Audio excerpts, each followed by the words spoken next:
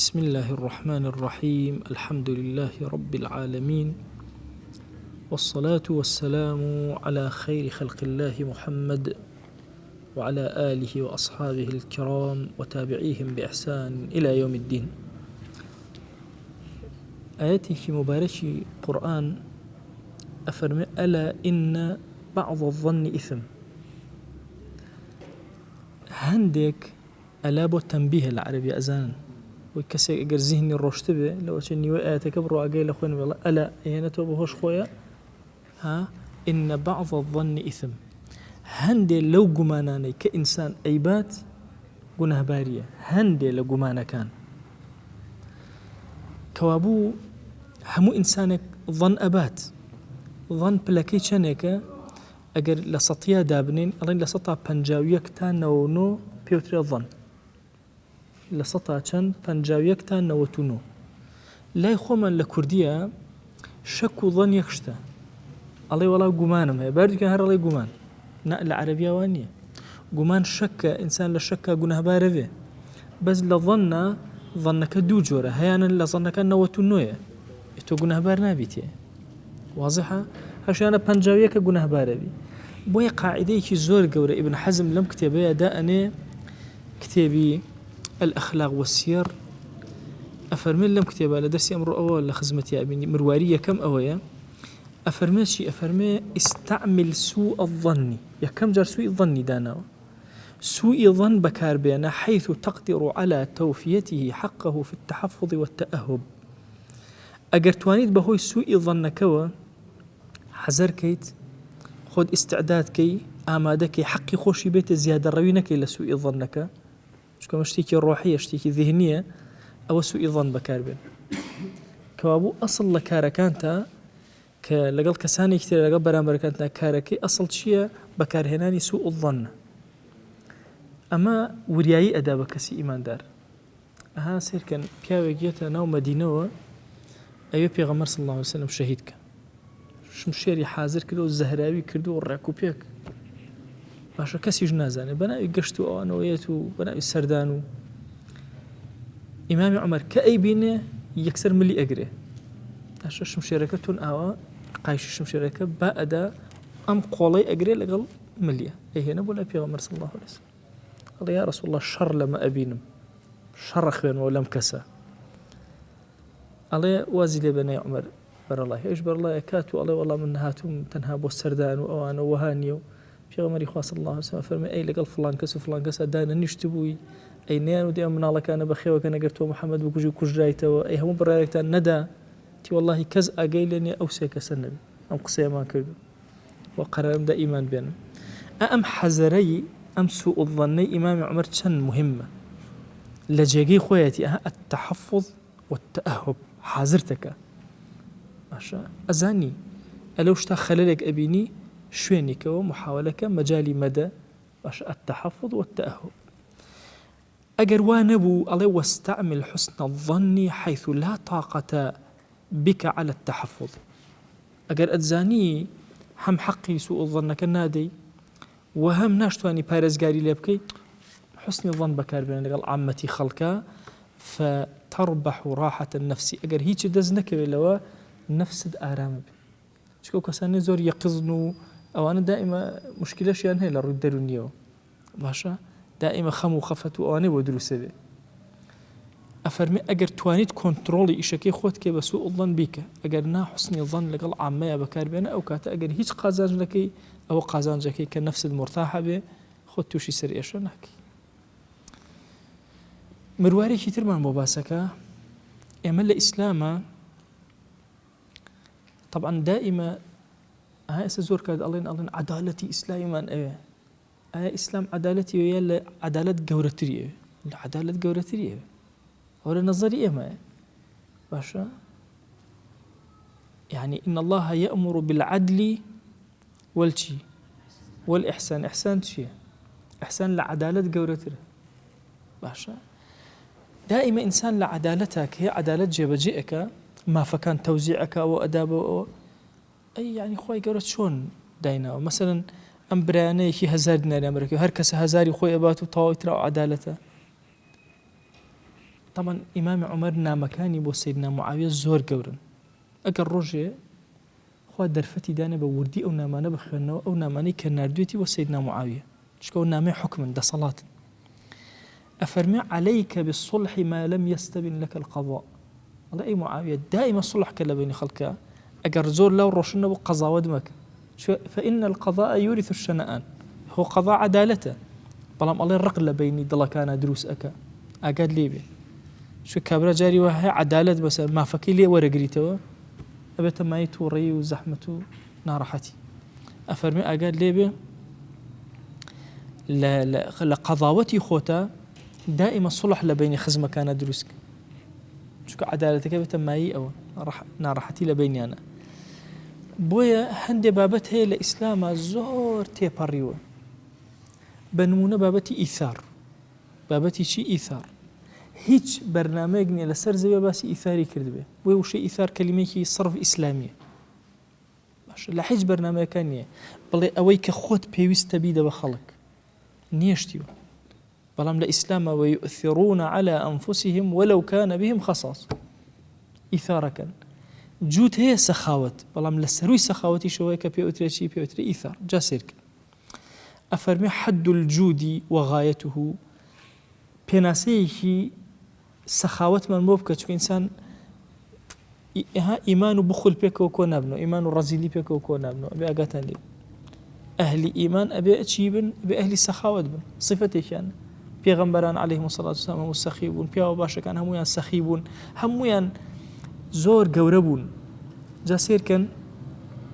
أفرمي حد الجود وغايته وإما بذل الجود سخاوتشيا أن تبذل الفضل كله في وجوه البر حرشي لخود زيادة هرهم يبخشي للرجا كاني تشاك كاريا أو بيوتر جود الله أمكسا جوادة أمكسا خير ومندا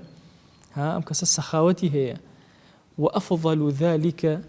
أي لنا أو خيرانا كأي بخشي كيزوزو مستحق الجاري المحتاج دراوسيكي محتاج هي بي بخشي وذي الرحم الفقير باشا صاحب الرحمة كي فقيرة أزاني فقيرة بي بخشة وذي النعمة الذاهبة يا أو كسيك هبوب وكوتوه لإسلام زور حسابه أو أكري وارحموا عزيز قوم ذل رحم كان بعزيز وقوري قومك ذليل أبي أو كسانا زور بيسيان بهاوكاري دزقري زياتر هي شو عزيزة لنفسي خويا زور عزيزة أو كأكويت باشا مسلمان أبي راسي كنو يان أفهمي أقيل ذوي الهيئات عثراتهم باشا كسي خاون هيئته وخوا زور لطفي لك الله يكلو هالله يكا وكا أفهمي ليه ببورن هاتشان حديثك الضعفي كتير بلام مفهومك دينية باشا كسكا كسايتك كوتو الزليل بو برزي كروا بوي أفرمي أو خير باشترا والأحظى رفاقة وكاميا لهميا فقير خير أجر زيادة يعني توهر أبخشي كبا فقير ترين أبخشي خير جواز لو يبقى فقير أبخشي أويان زورتر محتاج بو دراوسيك مثلا جواز خزمك جواز فقيرك يرود والحال همو أو أنا بلا بندي أدن بوجود وسخاوتي كتوهة أفرمي بلام ومنع الفضل في هذه الوجود داخل في البخل أجر أمانة بيني أو محتاج من توش هدبو زيادتها بو بيان ديتي نو داني أولا نو بخيليا جيجل نو رزيليا جيجل تبيتو توزل الرزيليوتي بأندازي ويك إجريتو وعلى قدر التقصير والتوسع في ذلك أو بخلة شنك أندازكي شنك كم ترخمي شنك زيادة ربيعك ألو بابتا أبو شوازات دخالته مسألة بخل لتوية دروس أبي يكون المدح والذم جاسيك شنك تقصير كردبي يا زيادة مدح وذم أو كسيك جودي هي دسي زو كردوا ولا تبسطها كل البسط بطاوي أو دسي كردوا توشي ذم أبي دسي نقان هر توشي ذم أبي وسطيت بكار بين وكان بين ذلك قوام أبي قواميات بكار بين نتواو دسي كرابته نتواو دسي نقان دبي وما وضع من غير هذه الوجوه فهو تبذير زيادة هي لم فقير وفقراء سرفيناك إلا اشتي سرفية كيف التبذير طبعا لمسرف خراب ترى ئێمە ئەوانەی کە پارەی زۆر سەرفەکەن ئەمە ئەحکامی ماڵمان هەیە لە شەریعەتە ئەحکامی ماڵ ئەمە بەشێکە لە ئەحکامی ماڵ هەر شتێک سەرفت کرد سوودی هەبوو بۆت بەڵام زیادە ڕەویت تیا کرد ئەو پێ ئوترێکی پێوتە ئیسراف سوودیشی هەیە بۆت بۆ نمونە ئەتوانی مەسەلەن قاپێک برنج ئەخۆی تێرە خۆی دوو قاپە خۆی باش ئەکاتە چی تەبدیر پێت نەخورەوە هەر بە زۆر خواردوت ئەمە کاتە ئیسراف بۆ چونکە هەرچۆنە بێ ئەمە سوودی لێ وەرەگری لە ئەخیرە ئەگەر هاتوو ئەم تۆزەت خوارد و با بڵێن ئەوی ترە فڕێدا ئەکاتە تەبدیر چونکە هیچ ئیسفادەت لێ نەکرد بۆیە لە مسریفەکانە ئەفەرمی إن الله لا يحب المسرفين بەس لە تەبدیرە ئەڵێ چی ئەڵێ إن المبذرين كانوا إخوان الشياطين حکمەکەی قورسترە چونکە خۆی ئیسفادەی لێ ناکات زیادەیە ناشیدا بە فەقیرەکە ئەڕژێنێ فڕێ ئەدا بۆی ئەفەرمێ وما وضع في غير هذه الوجوه فهو تبذير وهو مذموم مذمومة زمكراوة بخرافة باسكراوة لشريعته وما بذلت من قوتك لمن هو أمس حاجة منك فهو فضل وإيثار أويك أعلم العدالة قولت أفرمي أوشتيك أي بخشي لقوتي خوت لمن هو أمس حاجة كسيكتر زوزر بيوستي بيتي كشيتو أي بخشي بو كسيتر كلتو زياتر بيوستي خوشت بيوسته إيجد بي بزنا أيدي بويتريان أفرمي أما بيوتي فضل قوري أما بيوتي إيثار أما إيثار زور قوري أو هاولاني بيغمر صلى الله عليه وسلم أفرمي دا كذبون أو كان هنا يكم يعني ويستي بيخواته وهم أنتونيان دوهم هاواري كر أو كان برد بو أو يكشتر هاواري كر تا قيشتو سري يكم هرميان وفاتيان كر كسيان ليان نخوارد أو بيوتي إيثار خوي بيوستيتي تونيتي بلام أزاني براكي هاواريتي إدابو أو فضل إيثاري بيوتي زور قوري أفرمي وهو خير من الجود أو زور باشتر للسخاوة إيثار قورتر للسخاوة للشريعة وما منع من هذا فهو لا حمد ولا ذم وهو انتصاف أقر كسي إيثاري نكرت آية مزمومة لا مثلا خوي بيوسيتي أزاني أو زيادة بيوسيتي بس خوي إخوة خوي أوك أخواته وبنون أمش تونيتي أو زيادة تونيتي بس أم بشكي خوي أخواته أو كي خوي أخواته أما بينالين زم كرا وبيشنالين نمدح كرين نزمك ما فكي خوي ورقرت ولا ما بيوتي إنصافي كردو خوي نفسي خوي لبيشتره أفرمي أقال لي أو واجباتين لسر شانتا بذل الواجبات فرض أو فرض لسر بابتك بابي خاود نية واجب لسر معلوم نالا بخيوي أكي لا شيخوته بخيوي أكي وبذلك ما فضل عن القوت جود أويك لقوتك توزياتر أي بخشي أو جودة سخاوته والإيثار على النفس من القوت بما لا تهلك على عدمه فضل أجر إثارة كرد لقوتك خوت باشا أتزاني كتو نامري باشا أقوم أو بخوي نخوي تأثيرك ناك لحسر حياتي تو والله أجر بزاني أمري أو واجبات أتشتنا واجبات فرض لسره جيب جيك شو جاري وهي بقوم أو أجر إثار كتو يكسب مردوي باشا أبي إثار نك شو دوكز آية هردو كان ببرن شون ما ملاكن طبعا أوها والله نبي غمر صلى الله عليه وسلم كبون باسكي كسيان زاني وفاتك أو لبري براك أو لبدوي هم وفاتين كر أو كان نخواردو أجرنا بزاني صد أمري أجر أو بخوي نامري واجب لسري بيخوي بويا الشريعة مثلا كوشتي براز وحتى مثلا صاق ونازم شيء هموي لو كانت الزحمة أنا درجاي خيرتي أكرته أفرمي أقال لي به أجر إثارة نكرت الروجك للروجان أجر إثارة كرت باشا بلان بمرجك خود نفوتنا وفضل قورية جبجت كردو أجر كسي ها منعي واجباتي كرت واجب كان سرشان لخوي أدانا كرت أفرمي ومنع الواجبات حرام لسر منعي واجبات كان كيتو نيكي والمنع من الإيثار ببعض القوت عذر أجر كسي منعي كل هندي لو قوتي كهيتي نيبخشي خيناك عذري هي ما دام إيثاري نكردو ومنع النفس والأهل القوت أو بعضه نتن ورذالة ومعصية أجر إنسان لنفسي خويا لأهل منالي خوي بقريتوا هموي بقريتوا يا هندك أفرمي أو بوغانية سوكية معصيتي خوش شو إنسان واجب لسري أخذ جاري وهي بخيل كارك لوتي أبرية بلين أم كسب بخيلة بابلين نابخشي كارك لوني نابخشي كارك لوني إيثار ناكا كورا واجبك يسرشان يخوي جيبا جناك معلوم نالكي خريك لبرسا أبر ناندات ناهي الله أو نعمة بر أوان بك بويا بخل زور خطر الإنسان أفرمي والسخاء بما ظلمت فيه أو أخذته بغير حقه ظلم مكرر سخاوتش فينا أو تري السخاوت أقر بيته ظلمت كردبه أما واجبك لسر الليرة أمن على بخي وكلا من علىكي طبعا لخوتي بقريته وبيبخشيه وبيوتي إيثار لمن علىكي خوتي أقريته ويبا من عليك سيكتر نابشتيه أو بيوتي ظلمك متكررش دوباره لما قرتوته بنا حق داوتبو بنا حق لما سندوه يان أخذته بغير حقه أقر كسيك هات مسألة سخاوتي ورقرت لكسيك تربى بها أو كمستحق به ما في أويها به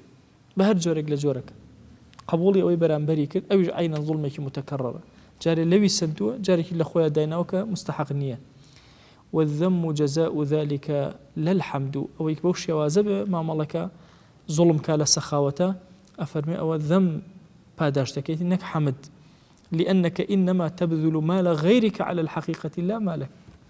تويد أجر وردي كيتو مال يشتري بخشي ويتر أما ما في أما للشرع واجب لسر أما بخيوكي لما قرروا داو تبم تشيت كردو مالي أما داو بو كما في تونو بوي ظلم تيا كردو وأعطاه الناس حقوقهم مما عندك ليس جودا ولكنه حق أجر خلشك ما في بسرتو تو ما فكان بو أجريته ونزاني كتو سخاوتك كردو حق ما في خويا أنا بيداونته أم بابتها للتعاريف جود وإيثار وواجبك زور قرنجة إنسان بهوشياري ما مالي لقالك زور إسفادي ليك يما ياسايك من هي فلسفة إمام غزالي بيوتي فلسفة القوام فلسفة القوام لو آية بيروزه هنايتي وكان بين ذلك قوام أفرمي هرشي صفاتي برزي إنسانيتها أأمي بسرا جارية مثلا بخيلي من هي زيادة الروي من هي لحد خوي تجاوزك لو بينات شي من هي جود من هي سخاوة من هي بلام كاس السخي كما فكان خوي بزاني قدر كان بزاني وكو ابن حزم باسي كر باش أما مادام لو بينايا باشترين شجاعة من هي ترسنوكي من هي متهوري من هي أو يجي أسباسك أبو من الله حد وسطك بقري لأخلاقك كان أبي حد وسطك بقري نابي تجاوزك لحدود كان تجاوزك شو تقصيرك هر هلا شو تجاوزك هر هلا أفرمي حد الشجاعة بذل النفس للموت شجاعة شيء نفسي خد أبخشي باشا عن الدين والحريم لبيناوي دينا يعني لبيناوي شرفة إنسان باشا نفس الروح خوي أبخشي أما بيوتي الشجاعة آزايتي يان وعن الجار المضطهد يعني دراوسيكت هي زوريان بو هنا وتو نفسي خد بختك إلى بين دراوسيكا حرفية الشجاعات وعن المستجير المظلوم يا كسيك مظلوم ظلمي لك وهنا وبناي بتو هنا توجي بشتي أجري عينا بيوت الشجاعة بيوتي ومردايتي أفرمي وعن الهضيمة ظلما في المال والعرض يان كسيك هاراوة ظلمي لك راوة باشا لماليا ظلم كراوة لعرضا كراوة لهرشي واسي أم كسأتش نفسي خوي بيناوكا بختك لبيناوي أوا أفرمي هموي أما بيوت الشجاعات وفي سائر سبل الحق تنها مرجلي لمانا لهرشي بابتي حقا إنسان نفسي خويك بختك بيوت الشجاعات وآزايتي قل من يعارض أو كثر حقيني الشجاعات بسر أوا مثلا شان كز لبران برد وستاون قرنية قرنك حقك باشا أم حق أبينم باش يعني أم مظلومة أبينم يعني ظلمي اللي بكن بلامار أدم ما في أم مظلومة ولا قرمه إتلا برامبرة أكوج لدانا خوي هرشون قرنية بوي أم فكري ابن حزم زور قوري أفرمي سواء قل من يعارض أو كثر بعض زور بنواني برامبرة وسا كم بن قرنية يبلي والله ما دام مثلا كمن تبرو شجاعتي خذ بنوي أنا مثلا شو أتواني بيكي قسك لوني أتواني يا ناتواني قسك أويك شهامة بياوتيك لإنسان أهي الياجب جيئك وكاري لسلك أفرمي والتقصير عما ذكرنا أجل تقصير ذكرت بينيد مثلا هيرش كرا سر دين وقصو نكر سر حريم وخزان ومال ونقصد نكر وعن الجاري المضطهدي لسر دراوسي كد نتكر لسر مستجير بناي بينا يقصو نكر أفرمي جبن وخور أو الترسة وهروها خور بمعنى تمالية وبمعنى نقصاني جده عشان كأنما تو أليرا خلل يكتي خلل هم ترساوي هم خلل يكيج لنا تو ياهي وبذلها في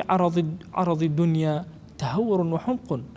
أجر بيتو نفسي خود لبينا اشتيكي دنيوية صرف كيتو بيبا كشتو أمانة أفرمي والتهورة باشا تهور تقريبا لكردية ألين مثلا لكردية خود مكا بسوري بر لشكر باشا هم جلي سور لبركتي ومشي تبر لشكر إيه برتك واضحة يعني خود وها ليه ما بس لبروي أوان بيت بلان يكم يا هانا بدهم تشتي بيش وانا أفرمي أقربوا بابتي الدنيا وما نبوا تهوره زيادة رويت كده ولا بابتي شجاعتني وحمقي أحمقايتي الإنسان أفرمي وأحمق من ذلك لو أحمق تركيك أو بو دنيا يسرف كردوها على من بذلها في المنع عن الحقوق الواجبات قبلك أو من قبل غيرك أتشي كرة واجبات كان باش لقد ظالم كان لقد مظلوم كان أني أول لويك نفسي خوي بو دنيا سرفك أحمق ترى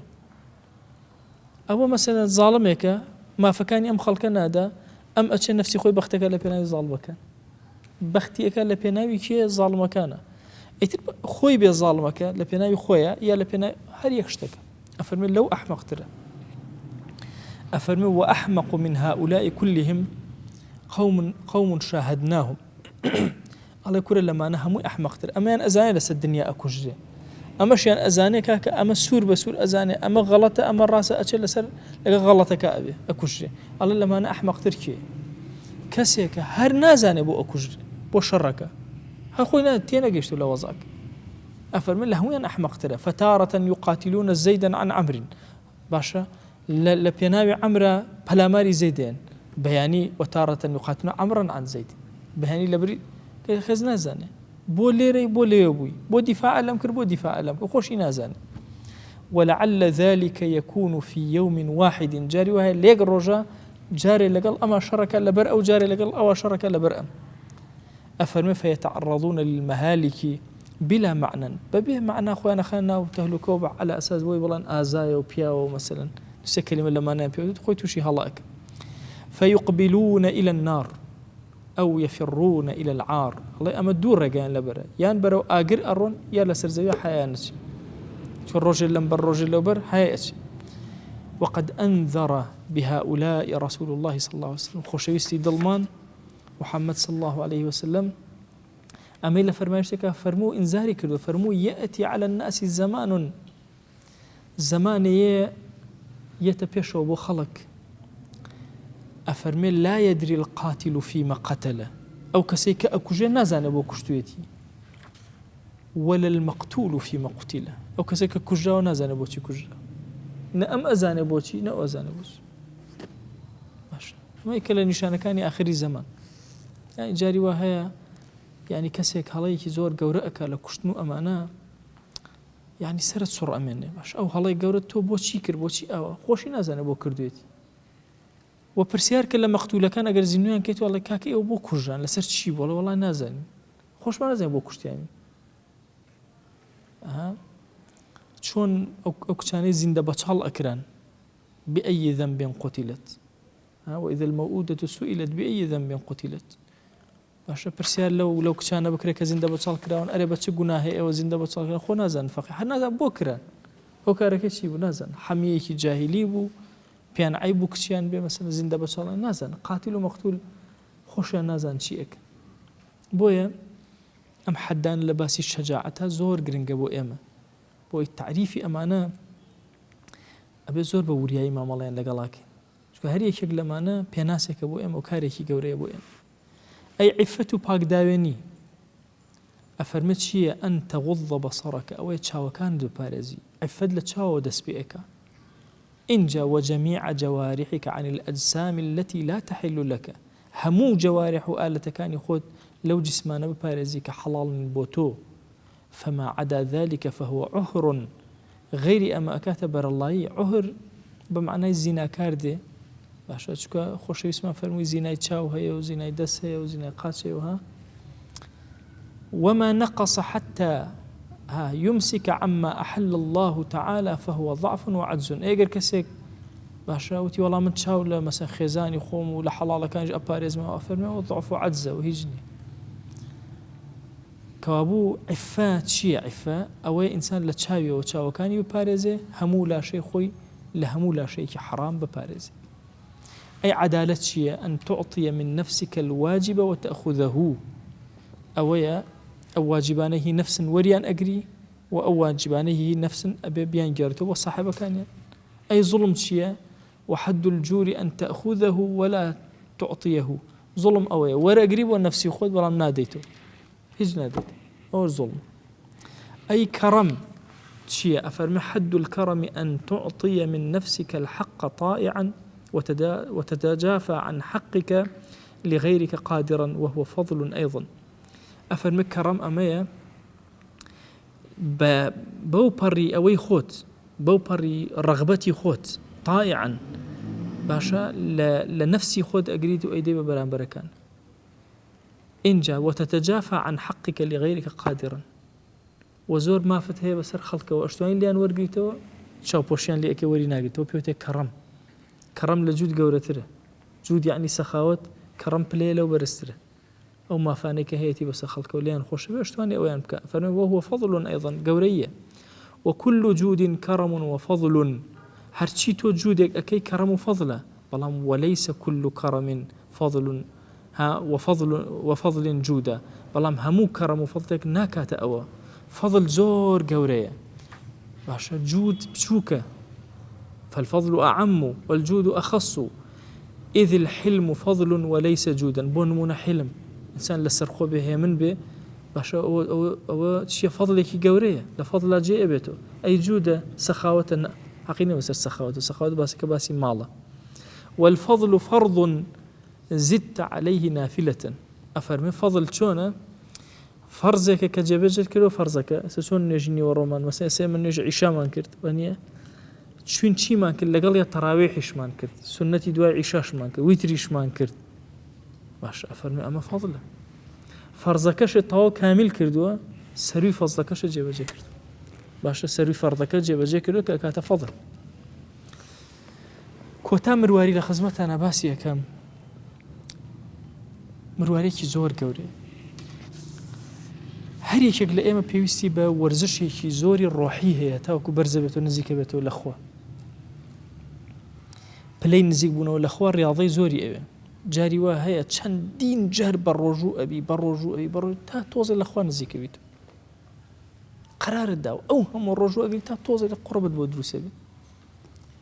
یان مەسەلەن ئەو هەموو نوێژە سونەت کردەوە تا لەخوا نزیک بیت ئەم همو جهدت كيشاو جاري وهي بيك لحظة إهمالي همو لدسدي ياري مارو بيجه هبو زماني أما يسا موديلي تشو بسر شو باشا زاريان هلا يا زار الرقم هالرقم يدير مثلا 3 درجة 3 خانة شو تأولا خانة كان تصدوا هني جار بر بيجه كوتي سر كوتي هني جار بر مارا كوتي بكل كي مارا جاي تخوار وبو خواري خوار باشا إتر تصورك يك لحظة جاري وهي خود فراموش أكي لو تمريناتي كردوتا هر همية دوا بويا رحمتي خويا لمرواريكي أما أفرمي إهمال ساعة يفسد رياضة سنة إهمال ساعة يفسد رياضة سنة إهمال كرني نفسي خود لساعاتك جاري وهي الرياضة يكسال كامل لدسته يكسال كارت كدو إيشت كدو حتى خود نذكرته لخدا سيركي إهماليكي خود أكي لساعاتك رك إشي أو صالت هرهم يأدي بقى موسى سعيد نورسي أفرمي جاري وهي دنكش خارتي چند بچوك يخ خرماني قورة بينا بيش شاي خودان قنمي كوكروتو يك دنكش خارتي نايسوتيني هيتشي ناهلت يا حديثة كي بيغمر صلى الله عليه وآله وسلم أفرمي خەڵکی گێن لە قیامەتە بەقەدەر کێوی تیهامە باشە هەیە کە یەن هەوایە گێل لێ ئەدا حەچیان بۆ ناهێڵێت ئەمە چییە مەس ئەم هەوای لێدا چیان کردووە ئەفەرمێ ئینەهم باشە يصلون كما تصلون يقيمون من الليل كما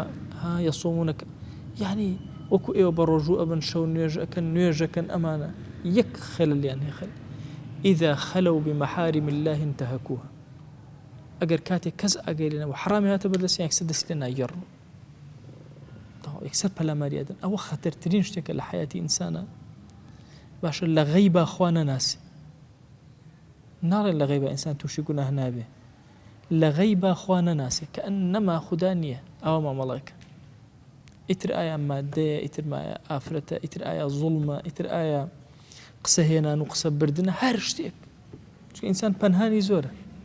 ئینسان فەقەرەیەک لە ئینسان وەکو شەیطان ئەوە یەت ئەڕواوە بۆی ئەبێ زۆر بە وریانە مامەڵ لەگەڵ ئەوە بکەین ئیهمال نەفسمانە نەکەین وەلەو لساعەتین چونکە حتمەن ئەگەر سەعاتێک هاتین و ئیهمالمان کرد کاری ساڵێکمان لەدەست دەرئەچێ و ڕیاضەی ساڵێکمان ئەفوتی داوا ئەکەین لە ذاتی پاکی پەروەردگار یا ڕەبی خوایە ڕەحمەت و بەزەی خۆت بەسەرمانە ببارێنە یا ڕەبی خوایە کەڕەمی خۆت بەسەرمانە ببارێنە ئیمانمان سەلامەت کە یا ڕەب العالەمین یا ڕەبی خوایە داوا لێ ئەکەین مەمان خەرە ناو غەفڵەتەوە خوای بۆ خاتی گەورەی خۆت مەمان خەرە ناو غەفڵەتەوە لە غەفڵەت ڕزگارمان کە زیندوومان کەرەوە بمان کەرە خزمەتکاری دین یا ڕەب العالەمین خوای لە فەسادەکانمان پارێزە لە خراپەکاریەکان بمان پارێزە لە گوناهەکان بمان پارێزە یا ڕەب العالەمین یا ڕەبی خوای لێمان خۆشە بۆ خاتی ناو جوانەکانی خۆت یا ڕەبی خوای ئارامی و ڕەحمەت بەسەرمانە ببارێنە دڵمان پەیوەستکە بە دینەکەتەوە یا ڕەب العالەمین گوناهەیە هەڵەیە کردومان عەفومان کە خوای هەر هەڵەیە بە ئاشکرا کردومانە لێمان خۆش بە هەر هەڵەیە بە پەنهان کردومانە لێمان خۆش بە هەڵەیە لەمەوە پێش کردمان لێمان خۆش بە هەڵەیە لەمەوە دوایی کەین و فریای تەوبە ناکەوین لێمان خۆش یا ڕەبی خوای داوا لێ ئەکەین بە ڕەحمەت و بەزەی خۆت و بە کەڕەمی خۆت دەرگاکانی خێر بەسەرمانە بکەرەوە یا ڕەب العالەمین یا ڕەبی خوای ئیمانمان دامەزراوکە عاقبەتمان پڕ خێرکە لە خراپەکاریەکان بمان پارێزە یا ڕەب العالەمین فتنە مەخەرە ناو دینمانەوە یا ئەکرەم الئەکرەمین خوای لە گوناهی دایک و باوکمان ببورە لە گوناهی برا و خوشەکانمان ببورە لە گوناهی خێزان و هاوسەر و مناڵ و وەچەمان تا ڕۆژی قیامەت ببورە یا ڕەبی خوای داوا لێ ئەکەین بە کەڕەم و ڕەحمەتی خۆت لەم دنیای دەرمان مەکە بە ئیمانەوە نەبێ لەم دنیای دەرمان مەکە بە شایەتومانەوە نەبێ یا ڕەبی خوایە چێژ و لەزەت بخەرە ناو نوێژەکانمان یا ڕەبی خوایە بەهۆی عەسیانەکانمانەوە سووکمان مەکە بەهۆی عەسیانەکانەوە زەلیلمان مەکە